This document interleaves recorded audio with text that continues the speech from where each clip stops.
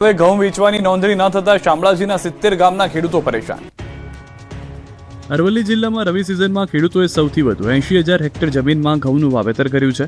વાવેતર બાદ પાક તૈયાર થઈ ગયો છે અને ખેડૂતો સમગ્ર રાજ્યમાં ટેકાના ભાવે ઘઉં વેચવા નોંધણી કરાવી રહ્યા છે, પરંતુ અરવલ્લી જિલ્લાના નવરચિત શામળાજી તાલુકાના ખેડૂતો નોંધણી નહીં કરી શકવાને કારણે પરેશાન બન્યા છે।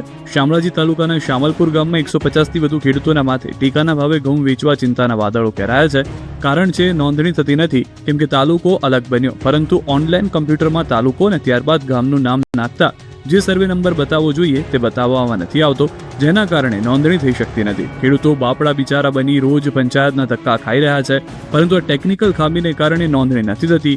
એક બે નહીં, પરંતુ 70 ગામના લોકોની માંગ છે કે હવે વહેલી તકે સમસ્યા દૂર થાય। જિલ્લામાં તુવેરની ટેકાના ભાવે ખરીદી શરૂ। ટેકાના ભાવે મગફળી ખરીદી પૂરા થતા હવે સરકાર દ્વારા તુવેરની ખરીદી શરૂ કરી છે। જૂનાગઢ જિલ્લામાં જુદા જુદા માર્કેટિંગ યાર્ડમાં હાલ 5 જેટલા કેન્દ્રો શરૂ કરાયા છે અને ખેડૂતો ટેકાના ભાવે તુવેરનું વેચાણ કરવા આવી રહ્યા છે। હાલ તુવેરના બજારના મણના ભાવ 1300 થી 1500 છે, ત્યારે સરકારી ટેકાનો ભાવ 1600 હોવાથી ખેડૂતોને સારો એવો ફાયદો થઈ રહ્યો છે। ગમે તેટલી તુવેર ખેડૂતો ટેકાના ભાવે વેચી શકશે, જેને લઈને ખેડૂતો ખુશખુશાલ થયા છે। ટેકાના ભાવે તુવેરની ખરીદીમાં જૂનાગઢ જિલ્લામાં 45,000થી વધુ ખેડૂતોએ નોંધણી કરાવી। આ વર્ષે તુવેરનું ઉત્પાદન પણ ખૂબ સારું થયું છે, ત્યારે દરરોજ 50 ખેડૂતોને બોલાવવામાં આવે છે। સરકારના ટેકાથી તુવેરના ખેડૂતોને તેમની મહેનતનું ફળ મળી રહ્યું છે।